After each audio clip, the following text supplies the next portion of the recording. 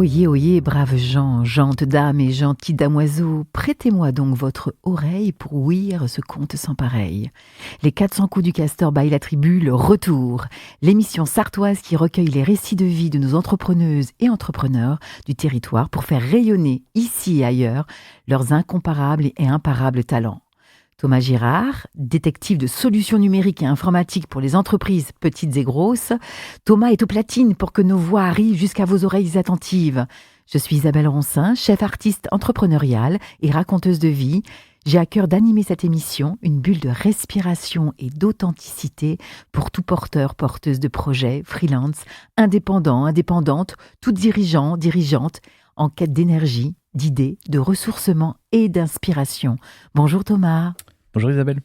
Chère auditorice, nos deux invités du jour sont Charlène Machpi et Mélinda Sébir. Charlène Machpi, Charlène Doula, professionnelle et plus précisément accompagnatrice du désir d'enfant à la préparation de la grossesse en passant par le postpartum pour un parcours périnatal épanouissant et holistique. Elle officie en Sarthe, dans l'Orne, en Eure-et-Loire et Loire-et-Cher.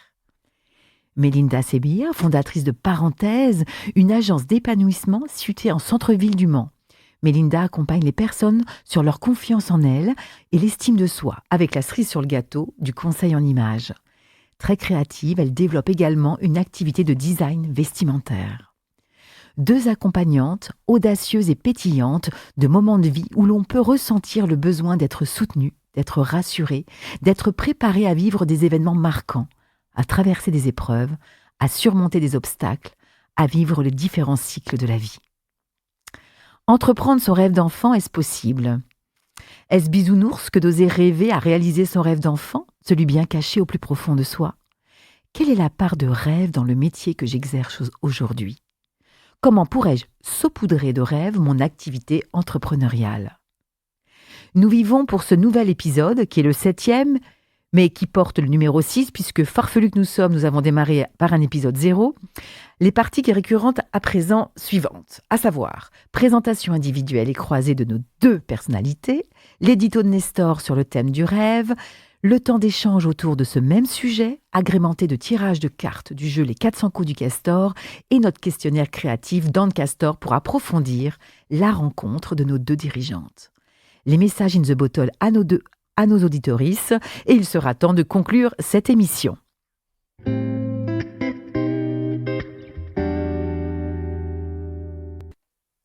Bonjour Mélinda. Bonjour. Bonjour Charlène. Bonjour. Quelle est votre météo du jour ? Soleil, brouillard ou orage ? Grand soleil pour moi. Ouais, soleil étincelant. Me dis donc, moi aussi. De vous voir, déjà, je me sens toute regardie, c'est ça qu'on dit. Je vais proposer à Charlène Doula de nous parler de son parcours, du choix de cette profession qui peut paraître confidentielle au premier abord, mais dont les missions en font une opportunité de vivre mieux sa périnatalité. Être doula, cela signifie quoi, Charlène ? Waouh, sacrée question. Une doula, c'est une personne qui va accompagner de la première goutte menstruelle de la vie d'une femme jusqu'à la dernière goutte. Donc de la puberté jusqu'à la périménopause. Et puis dans ce parcours, parfois, il y a des désirs d'enfants, parfois il y a des avortements, parfois il y a des deuils périnataux, parfois il y a des maternités. Et moi, j'accompagne tout ceci, tout le long de la vie d'une femme, d'un parent.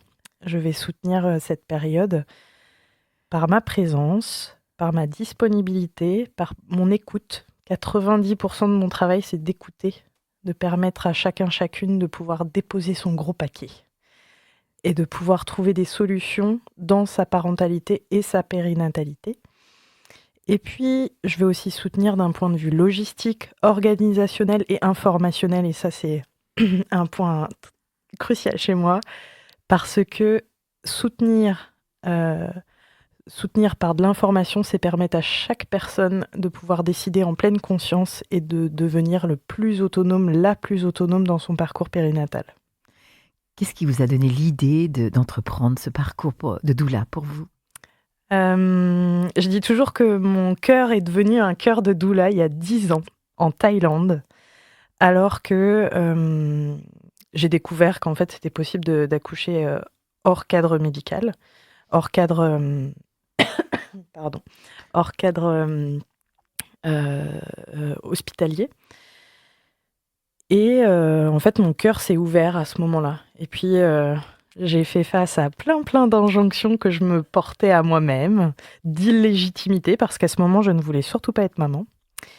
Mais au fur et à mesure, quand je suis rentrée en France, de plus en plus, j'accompagnais mes copines, puis les copines des copines, puis les copines des copines des copines. Et à partir de ce moment-là, je me suis dit, en fait, là, il y a quelque chose.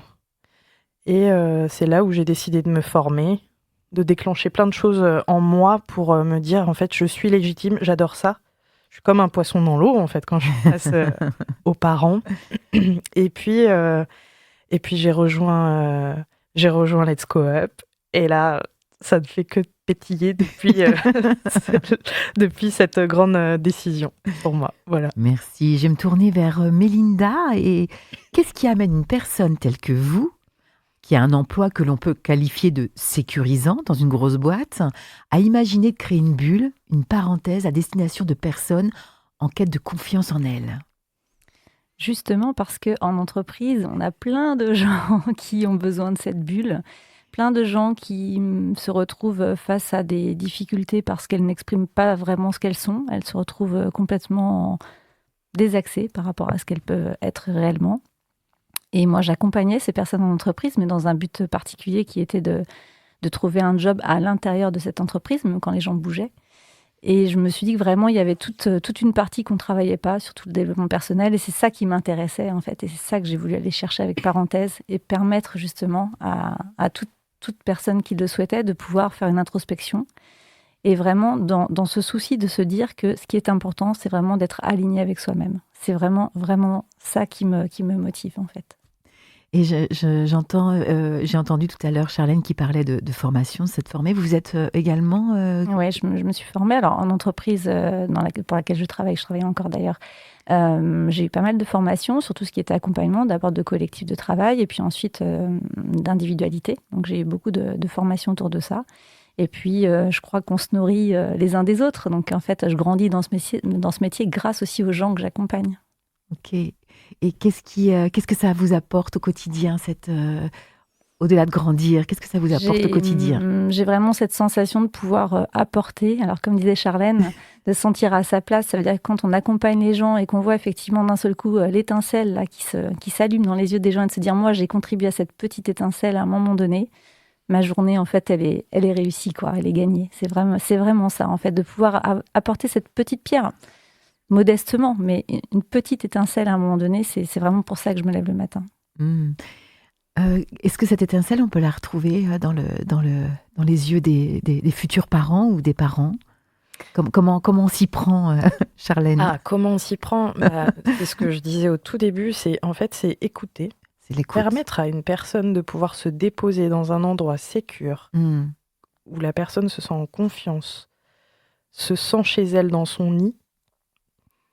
En fait, ça change déjà beaucoup de choses. Chaque personne va pouvoir se permettre en fait de se déposer, juste s'autoriser à déposer.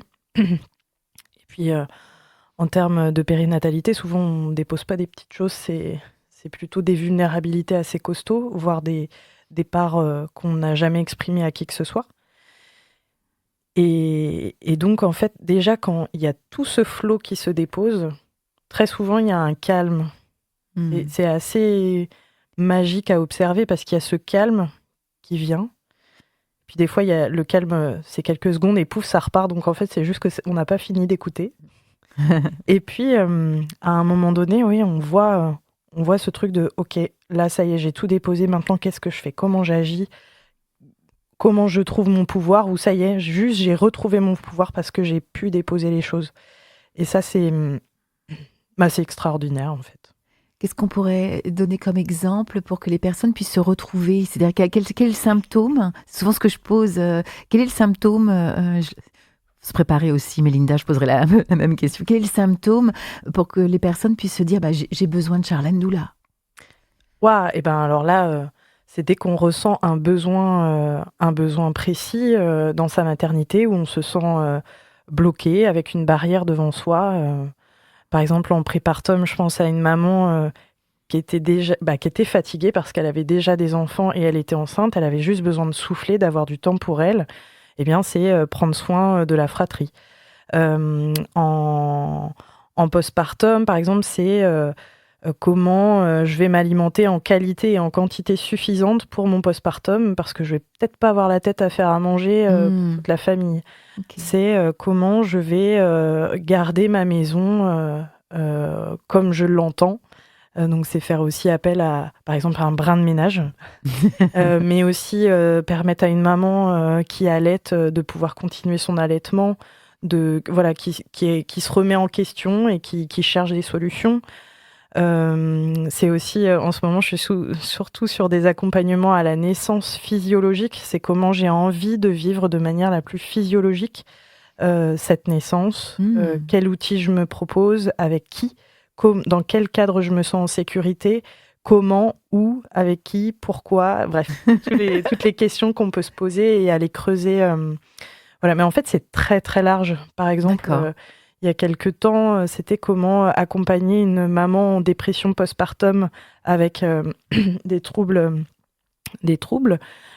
Comment, en fait, cette maman avait juste besoin d'aller aux toilettes la nuit. Or, elle avait une peur phobique d'aller aux toilettes la nuit. Comment être présente auprès de cette maman pour pouvoir qu'elle puisse se déplacer la nuit avec un nourrisson. Voilà, c'est des choses très concrètes et vraiment qui coulent de source quand on trouve la solution. Je vais me retourner vers Mélinda, justement, en parlant de choses concrètes. Quels symptômes ont les personnes que vous rencontrez précisément pour qu'ils puissent se reconnaître? Alors, c'est assez large, de la même manière, c'est assez large. Mais quelqu'un qui, le matin, ça devient compliqué d'aller au travail. Quelqu'un qui a perdu cette joie de vivre ou qui pense que tout est OK. Je reçois, alors j'ai beaucoup de femmes en accompagnement, j'ai aussi des hommes, mais j'ai beaucoup de femmes qui, à un moment donné, me disent « Mais moi, j'ai pas de raison de me plaindre, hein. J'ai une super baraque, j'ai un mari super gentil, j'ai des enfants, de beaux enfants, tout se passe bien. Pourtant, en fait, je sais pas ce que j'ai là, mais j'arrête pas de pleurer. » Ce genre de choses, en fait, vient à un moment donné, il y a quelque chose, il y a plus d'essence, quoi, en fait, et on se sent vide. Alors, si on se sent vide, ça, c'était un des symptômes. Mais voilà, de se dire que sur le papier, tout est OK, et pourtant, il y a un truc qui va pas. Des personnes qui font aussi des épuisements professionnels ou personnels d'ailleurs, ce qu'on appelle le burn-out. Donc ça, effectivement, moi, j'accompagne beaucoup de personnes qui font suite à des burn-out ou qui sont dedans pour effectivement trouver des solutions pour la suite. Donc ça, ce sont effectivement des symptômes, tout ce qui va être un peu épuisement, manque de motivation, plus d'envie vraiment réelle, même si pourtant tout va bien. Et puis aussi des personnes qui ont envie de se dire qu'à un moment donné, leur vie, elle est peut-être pas ici et que peut-être il y a un autre chemin pour eux professionnel et qui auraient envie de creuser autre chose mais qui n'osent pas. Donc il y a cette envie d'aller ailleurs mais sans oser vraiment. Et Georgette, dans tout ça, c'est quoi Georgette? Alors Georgette, effectivement, c'est... alors à la base... Georgette, c'est ma mamie, D'accord, qui est décédée depuis longtemps maintenant. C'est une caravane que j'ai rencontrée et que j'ai eu envie d'acheter il y a plusieurs années. J'ai acheté, que j'ai restauré, que je loue pour des événements. Et ça aussi, c'est un peu de l'accompagnement parce que j'accompagne justement avec Mademoiselle Georgette des événements de vie des gens, donc des baptêmes, des mariages, des fêtes divers et variés pour passer un joli moment. Les gens ça rappelle l'enfance, en fait, la caravane, souvent pour beaucoup, même pour des gens qui n'ont jamais été en camping, mais ça rappelle ça. Et ça fait de super souvenirs, de jolies photos, une belle surprise pour les invités quand on organise une fête. Et voilà, donc c'est ça, Mademoiselle Georgette. Merci. Ce que je vais vous proposer, c'est de tirer une petite carte. Pourquoi petite? Une carte du jeu Les 400 coups du castor et me l'attendre. Et c'est moi qui vais vous poser la question. Allez-y, hein. La grande carte. Allez, Mélinda. Coup au cœur. Partagez un moment de surprise extrême. Ouh là là. Un moment de surprise extrême. Le jour où je suis tombée enceinte de mon fils. Ah. Ça a été compliqué pour moi d'avoir un enfant. Ça a duré plus longtemps que je ne le pensais quand j'ai souhaité en avoir un. Et donc le jour où effectivement, je me suis dit, tiens, il se passe plus rien depuis quelques temps. Qu'est-ce que c'est? Voilà, c'était un moment de surprise et ça me peut être la plus grande surprise de ma vie. Ouais. Oh, merci de nous partager, Mélinda. Merci. Pour Charlène, c'est coup de barre. Quelle est l'activité qui vous apporte le plus d'énergie? Je crois que c'est mon métier de doula, en fait. Parce que ce qui me fait encore halluciner, c'est que pour pouvoir offrir une écoute de qualité, il faut que moi-même, je sois au top niveau de ma propre santé mentale, physique, émotionnelle. Ce qui veut dire que je passe beaucoup de temps à prendre soin de moi. Ah, Et donc, ça me ressource. Cette activité me permet de prendre soin de moi et d'être toujours en vitalité, en fait. d'accord. Voilà. Très bien. Reprenez une petite carte chacune. Alors, Charlène, qu'est-ce que c'est? Coup de sifflet. À quoi aimeriez-vous mettre un carton rouge? Il y a plusieurs choses. Le patriarcat, le capitalisme, et évidemment, dans mon secteur, c'est les violences sexistes et sexuelles, et encore plus particulièrement les violences obstétricales et gynécologiques qui touchent beaucoup Oui. trop de personnes. Beaucoup trop de personnes. Voilà. C'est votre combat. C'est partie de votre combat. Combat, je m'approprie pas ce mot. En tout cas, c'est ce vers quoi je milite fort et sur lequel je suis engagée pour que plus aucune femme, aucune personne n'ait à subir, à vivre, à être témoin de ça. Voilà. Merci Charlène. Coup d'épée dans l'eau. Pour Mélinda, quelle est votre réaction quand vous vous sentez inutile? C'est une catastrophe. Tout tourne autour je pense, à la base d'un sentiment d'utilité. J'ai besoin d'exister pour être utile à un moment donné à quelqu'un, forcément autour de moi. Donc, en fait, je pense depuis que je suis toute petite, c'est comme ça. C'est effectivement d'être l'oreille qui écoute les copines, d'être effectivement cette oreille et c'est ce qui a construit qui je suis aujourd'hui. Donc, alors là, me sentir inutile, pour moi, c'est une catastrophe. En fait, ça pourrait, je pense, me faire complètement déprimer.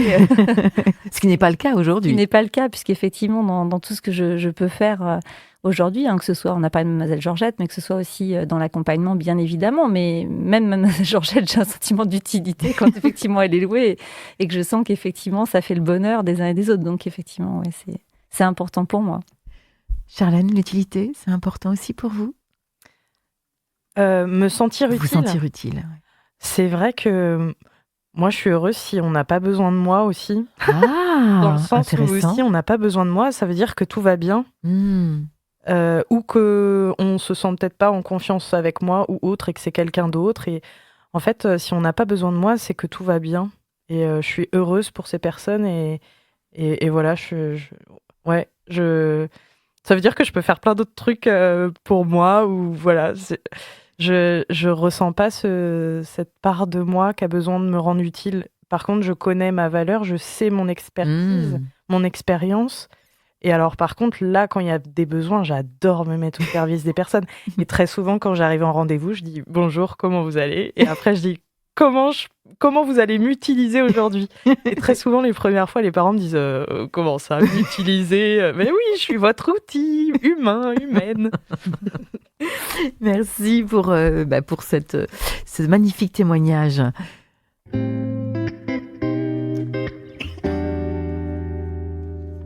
L'édito de Nestor sur le thème du jour, entreprendre son rêve d'enfant, j'ose ou j'ose pas. On en a entendu un petit bout tout à l'heure avec Mélinda. Entreprendre son rêve d'enfant, est-ce possible? Rêver et entreprendre sont deux mots très très précieux pour moi, comme des petits trésors. Entreprendre, c'est risqué, et rêver, je vais y revenir dans quelques instants. Alors, entreprendre son rêve d'enfant, c'est risqué de rêver? Qu'est-ce que je risque à rêver?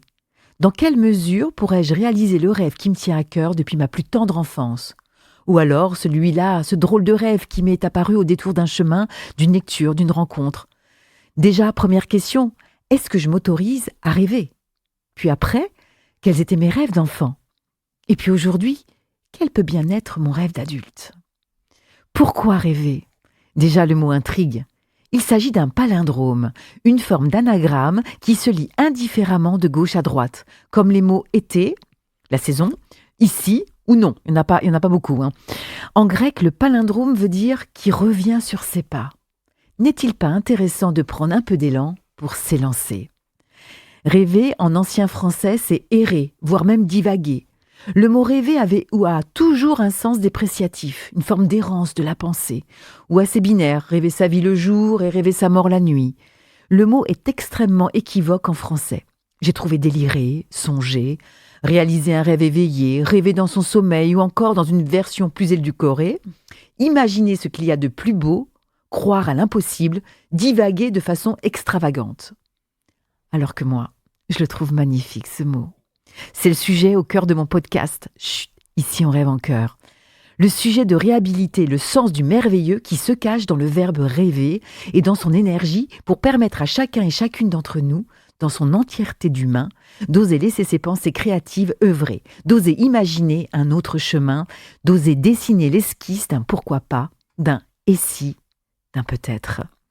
Ne serait-ce pas merveilleux de retrouver, de reconnecter ce pouvoir en soi, de devenir ce que l'on est fondamentalement ? Un enfant aux yeux émerveillés qui s'attelle naturellement, car c'est sa nature propre, à la scénarisation, à la réalisation et à l'interprétation de sa propre vie et à la métamorphose de ses rêves oubliés, en guidance étoilée qui jalonne le chemin de l'accomplissement et la complétude de l'être. Pourquoi rêver ? Quand je vais un peu plus loin dans le décortiquage de ce mot magique, je vois 2 piliers avec les 2 renforts en R. Vous les voyez les R ? De chaque côté. Et puis 2 échelles ou escaliers, les 2 E. Ou les 2 E. Pour s'élever, pour atteindre le V. Vous l'avez le V ? Avec ses 2 ailes ? C'est bien la représentation de l'oiseau, ce fameux V. 2 ailes pour s'envoler. Ce peut être aussi le V de la volonté. Je pourrais même aller encore plus loin et mettre l'accent sur l'accent circonflexe. Quel est son rôle ? Son rôle est d'étendre le son pour indiquer une voyelle longue. Rêver. C'est aussi la réunion de l'accent aigu et de l'accent grave. Il est courbé au-dessus de la lettre qui l'accompagne. C'est la cime, le but, l'éclair de lumière qui jaillit du haut de la montagne au lever du jour. Ce chapeau est venu remplacer le fameux S. On disait resv à une certaine époque. Ce S disparu, ce peut être aussi celui de la sagesse, de la sécurité, du sacré, du silence, du secret, de la stimulation, des ingrédients fort utiles pour rêver. Entreprendre ses rêves, mes rêves, je me revois jeune ado, seule dans ma chambre, chanter à tue-tête dans un faux micro en forme de brosse à cheveux, à faire des montages avec mon magnétophone et mon radiocassette pour réaliser ma propre émission de radio. Je prenais un plaisir immense à écouter les animateurs dans mes émissions préférées, à m'imprégner de leur univers qui me faisait tant envie, à comprendre les structures derrière chaque intervention. Comme je rêvais à cette époque de faire un jour de la radio, d'animer ma propre émission, de répondre aux auditeurs, aux auditrices, d'apporter mon aide pour alléger leur quotidien. Ce qui me plaisait, c'était la magie de la voix. Ce qui me rassurait, c'est qu'à la radio, on n'avait pas besoin d'être belle ou dans les normes pour être recrutée. Il suffisait d'avoir une voix. Alors je rêvais que je pouvais avoir une chance un jour, qui sait. Je m'y suis préparée, sans vraiment le savoir, à travailler ma voix pour qu'elle serve aujourd'hui ce rêve de petite fille. D'abord ma chaîne de podcast avec l'appui de mon amoureux, puis maintenant, grâce à une belle rencontre en la personne de Thomas, notre super ingé son, je suis face à des invités, des auditorices, avec du matos presque au niveau des radios libres du coin, et le rêve est devenu réalité.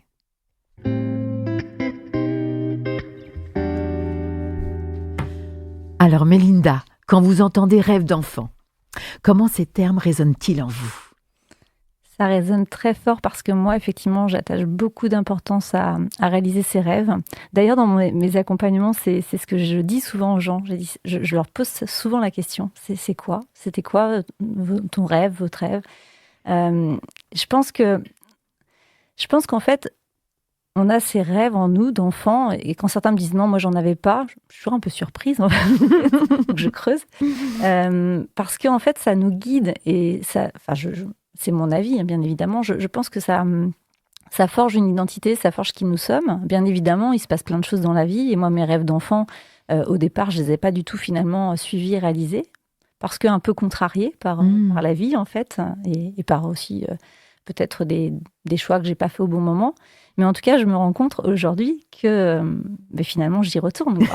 J'y retourne et j'essaie de les réaliser. Et peut-être que c'était très inconscient au départ, d'ailleurs, de me dire que j'étais en train de réaliser mes rêves d'enfant. Et puis maintenant, quand on me demande « Qu'est-ce que tu voulais faire quand tu étais petite ?» Moi, je voulais être styliste. Mes parents, en fait, qui gagnaient pas trop d'argent, déjà pouvaient pas payer une école. Et puis surtout me disaient « Mais c'est un métier où tu vas pas gagner ta vie, tu vas galérer comme nous. » Donc, j'ai fait autre chose. Et puis finalement, aujourd'hui, je me mets à refaire des vêtements, des choses. Je me suis vraiment reconnectée à ça il y a une dizaine d'années maintenant en me disant, mais je peux pas en fait vivre sans ça, il manque quelque chose. Donc oui, ça résonne très fort pour moi, ces rêves d'enfant. Et je pense que vraiment, moi, je me sens complètement, j'allais dire complètement complète, c'est pas très joli, mais complètement complète depuis que j'ai réussi à aligner toutes ces choses-là. Donc ça veut dire accompagner les gens, c'est quelque chose où je me sens bien quand je le fais, je me sens à ma place. Et puis m'ouvrir sur cette création, en fait. Alors, avec d'abord Mademoiselle Georgette, quand j'ai relooké cette caravane. Et puis après, je me suis dit, je vais continuer à créer parce que ça me manquait. Et puis, je me suis mise à me dire, mais pourquoi pas reprendre cette idée de vêtements, de bijoux, de choses comme ça. Et puis, je me suis dit, moi, ce que j'adore quand même, c'est les paillettes, les choses qui brillent. Bah, allons-y. Et tant pis si les gens me disent, mais attends, tu fais quoi? De l'accompagnement, des bijoux, une caravane? C'est quoi ce bazar? Pas grave, c'est moi. Merci. Et vous, Charlène, les termes rêve d'enfant vous parlent à plus d'un titre. Partagez-nous votre regard. Eh bien, moi, je me rappelle de choses très basiques enfant j'aimerais bien être maîtresse, parce que toutes les autres disaient ça, je crois. Et à vrai dire, je me rends compte que j'ai pas des rêves.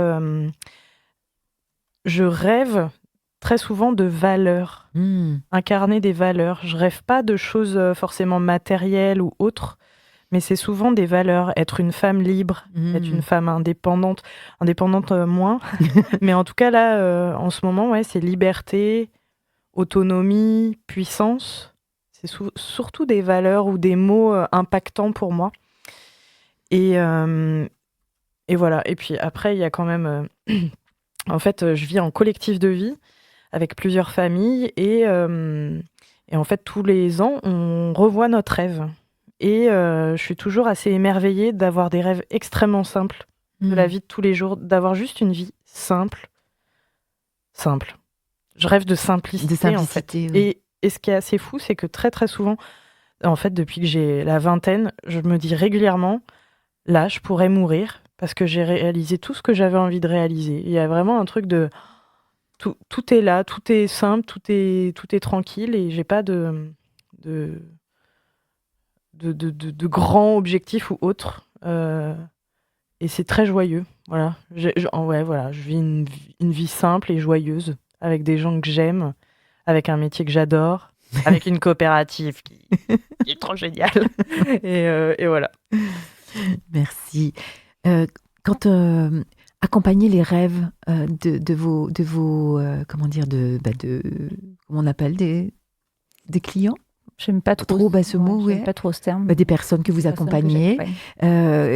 Comment vous arrivez à leur faire sortir leurs rêves?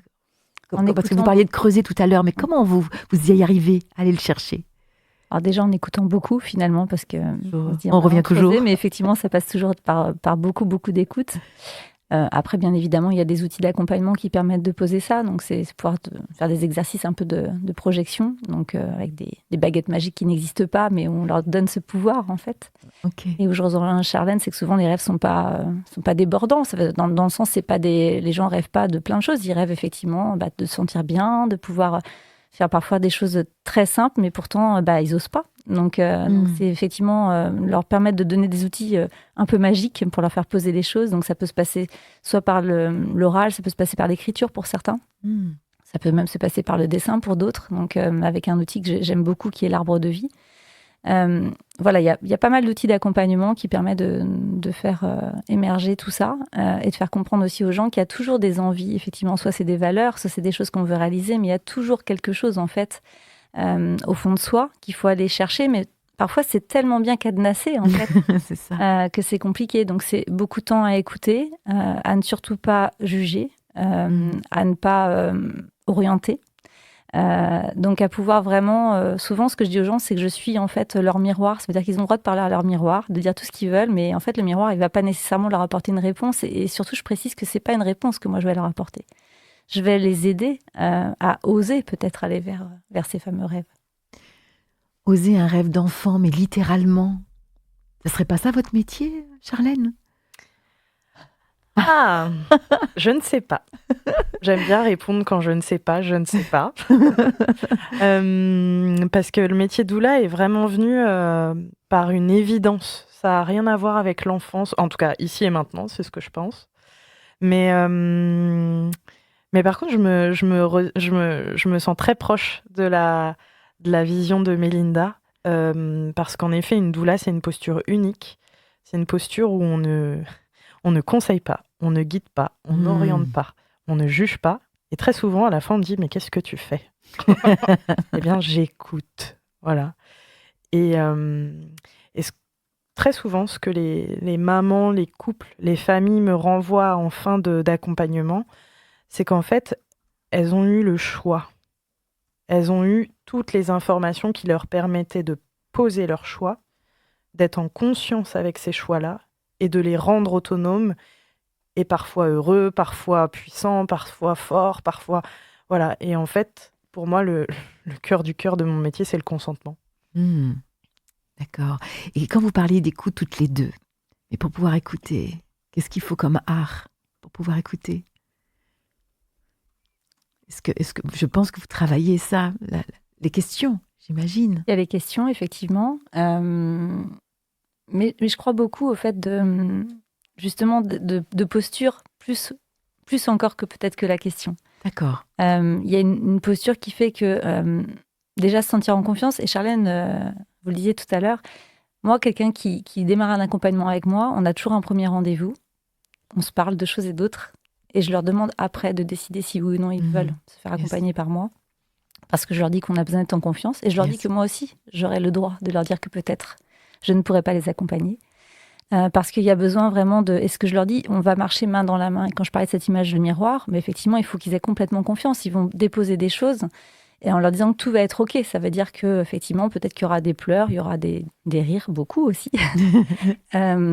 Il va se passer plein de choses et il faut que cette confiance elle soit réciproque. Et je pense qu'au-delà des questions qu'on peut poser, c'est cette posture qu'on peut avoir. Je ne sais pas vraiment comment le dire. Un regard qu'on va poser, une voix qu'on va poser, un cadre de sécurité. Qu'on va donner, voilà. C'est un cadre de sécurité, je pense, qui est Alors effectivement, important. vous avez raison de le préciser. Il y a toujours cette notion, déjà au départ, de parler de ce cadre, justement, comment ça se passait entre nous. Et après, oui, il y a des questions, mais voilà, je crois surtout beaucoup à la posture. Ok.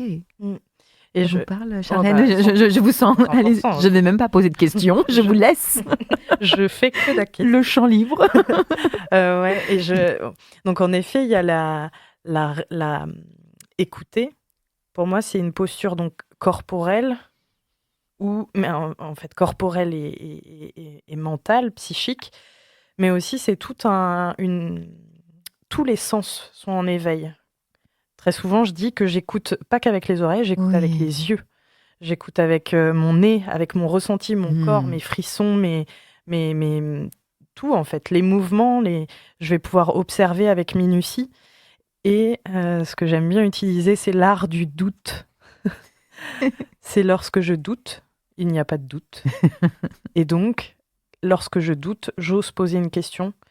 Quand on me dit oui, oui. Avec une tête qui fait non, eh bien, j'ose poser bien sûr. La question et aller creuser pour permettre à la personne de se déposer un cran au-dessus. Un cran. Un peu plus loin. Voilà, c'est ça. Loin. Voilà. Et c'est vrai que le tout premier rendez-vous, ça, je le dis, je me sens très proche de vous, Mélinda, mais le premier rendez-vous, je l'appelle le rendez-vous de se choisir. On va se choisir. On va se dire à la fin de ce rendez-vous, pas en présentiel, plus tard, par SMS, par mail, on va se dire oui ou non.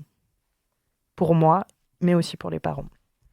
Merci à toutes les deux. On va continuer notre aventure podcastienne.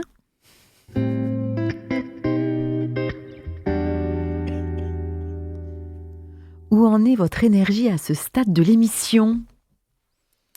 Mélinda ? Tout le temps pétillante, tout va bien. Super, on est bien. Charlène ? Posé.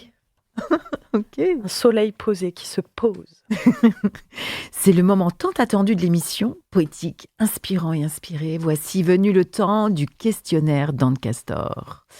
Le principe est de terminer de manière très spontanée la phrase ou le début de phrase proposé afin de laisser parler la voix de votre cœur et non celle de votre mental et permettre ainsi de découvrir d'autres facettes de vos belles personnalités.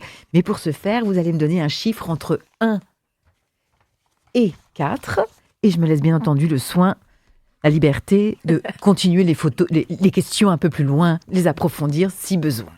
Alors, 1 ou 4 3. 3 pour Mélinda. 2 pour... Ah ben, les voilà, ils sont ici. 2 et 3. On va commencer par Mélinda. C'est des questions dans le castor. Si j'étais un animal. Je serais un chat. Et pourquoi le chat?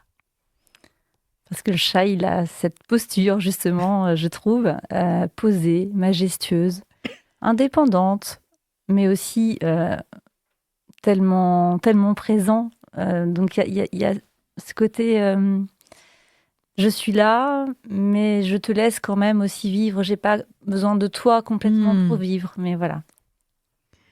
Le plus beau compliment que j'ai reçu. De me dire que je suis quelqu'un de pétillante.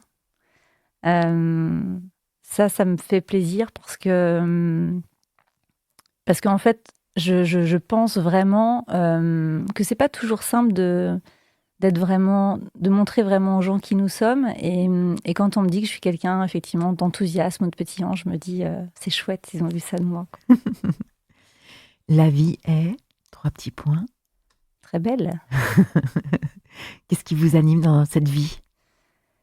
Ce qui m'anime, justement, c'est de réaliser mes rêves. Moi, j'ai des projets plein la tête tout le temps et je fatigue parfois mon entourage parce que je veux tout faire tout le temps.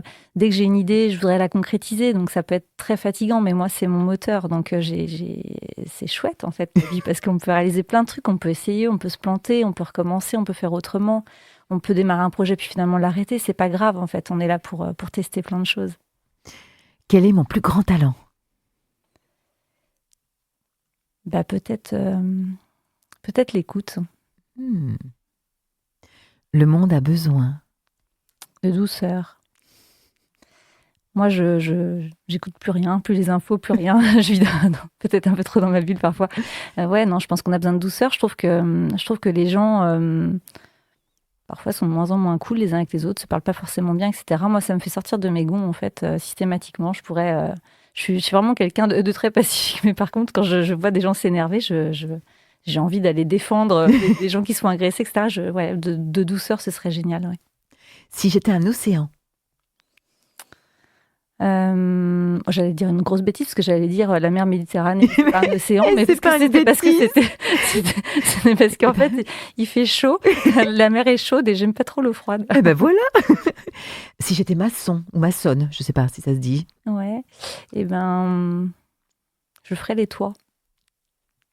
D'accord. Je m'occuperais de surtout faire la partie du toit pour mettre un toit au-dessus de la tête des gens, parce que un toit quel qu'il soit d'ailleurs, parce qu'une caravane c'est très bien aussi. Mais pour que les gens puissent se retrouver au sein d'une bulle. Okay. Si j'étais une saison, je serais le printemps. Le mot que je préfère. Rêver.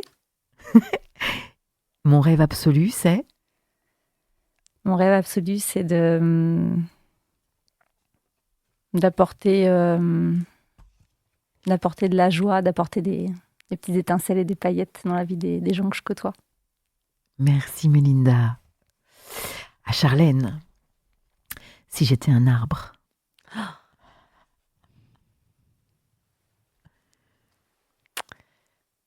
Il y en a trop que j'aime. Celui qui vous vient là? C'est le chêne. Ah, et en quoi le chêne? Parce qu'il est grand, élancé, robuste et comme une sensation d'éternité. Puis il fait aussi des super fruits. Mon occupation préférée?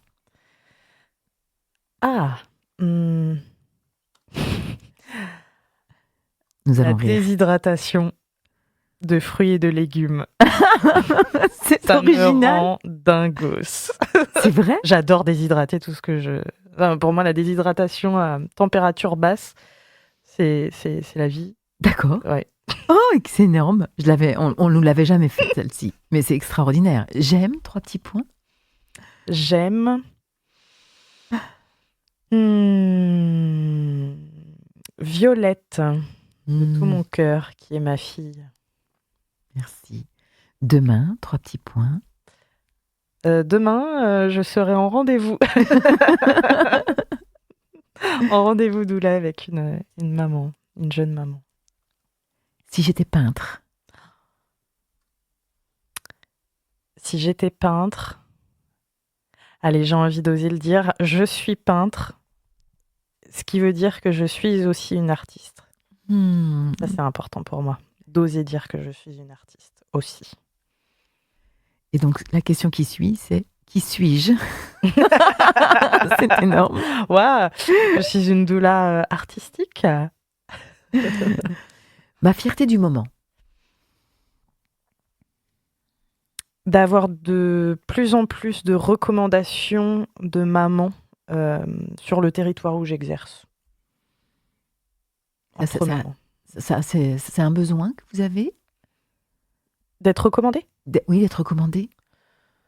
En tout cas, vu que le mot doula est connu par une seule personne sur 2, Oui. et que très souvent, celles et ceux qui connaissent le mot doula ne savent pas vraiment ce que ça veut dire, Oui.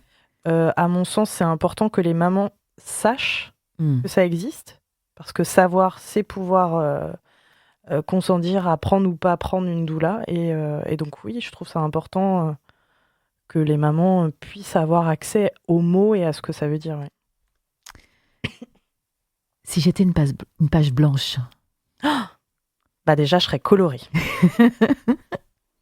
Et vu qu'il y a Mélinda, je rajouterais des paillettes. Et s'il était trop tard? Il y a un truc qui s'allume en moi de trop tard de. Ouais, je crois pas au trop tard. Si je pouvais changer quelque chose dans ce monde, ce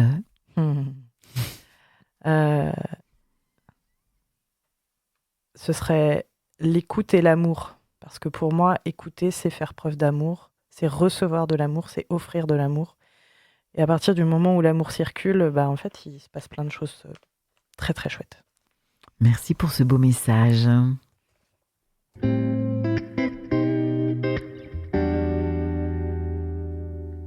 C'est déjà la fin?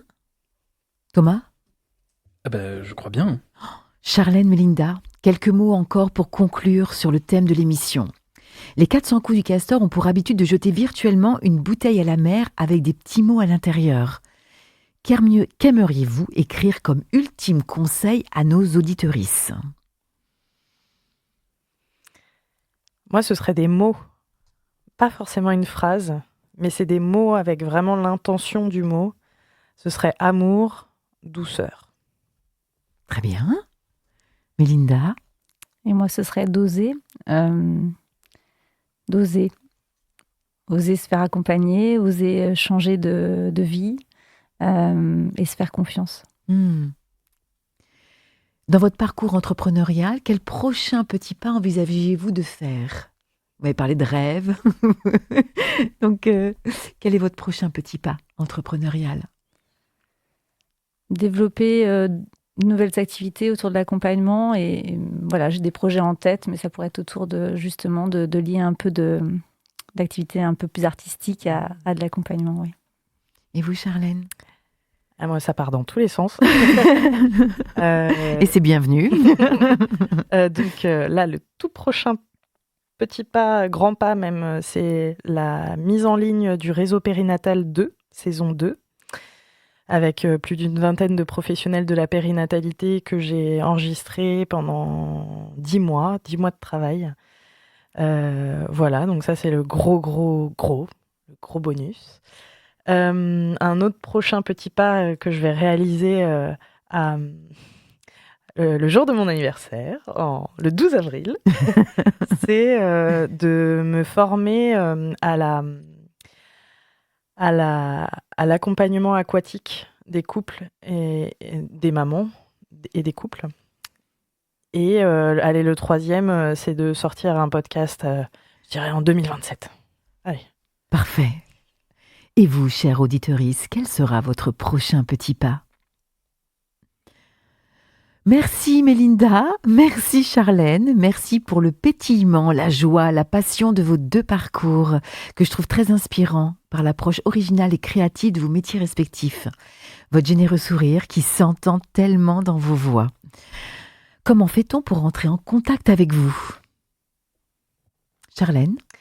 Sur les réseaux sociaux, je suis très très active sur Instagram, @charlendoula, tout attaché. Je suis aussi sur Facebook et LinkedIn au même nom, Charlène Doula. Mais le mieux, c'est de se rencontrer en face à face. Bien entendu. Mais pour ça, il faut quand même vous appeler, prendre rendez-vous. Tout à fait. Ah oui, et j'ai mon site internet charlendoula.fr. Voilà, très bien. Et vous, Mélinda, comment fait-on pour entrer en contact avec vous? Comme pour Charlène, alors moi je suis pas très active sur les réseaux, mais je suis sur Instagram et sur Facebook, parenthèse Le Mans. J'ai également un site internet qui a un petit problème en ce moment, mais en tout cas j'ai un site internet. Et puis depuis tout récemment, on peut me trouver à la Tribu Coworking. Je suis ravie d'avoir un bureau maintenant ici.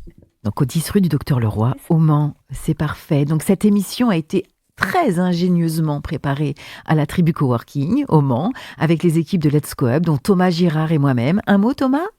Je voulais remercier nos deux invités et faire un big up à notre stagiaire Kenza. Absolument. Big up à Kenza. Le thème de la prochaine émission, c'est la peur de l'échec, frein ou moteur? Si vous ressentez l'envie de participer à la prochaine en tant que freelance, entrepreneur, artiste, commerçante, chef d'entreprise, envoyez-nous un mail avec vos coordonnées ou déplacez-vous à la tribu.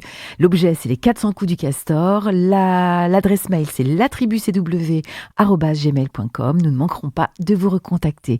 Vous retrouverez l'émission sur la plateforme Ocha. À très bientôt sur Spotify également, Deezer, enfin tous les supports possible et inimaginable. Je vous souhaite une belle fin de journée et je vous dis à très très bientôt.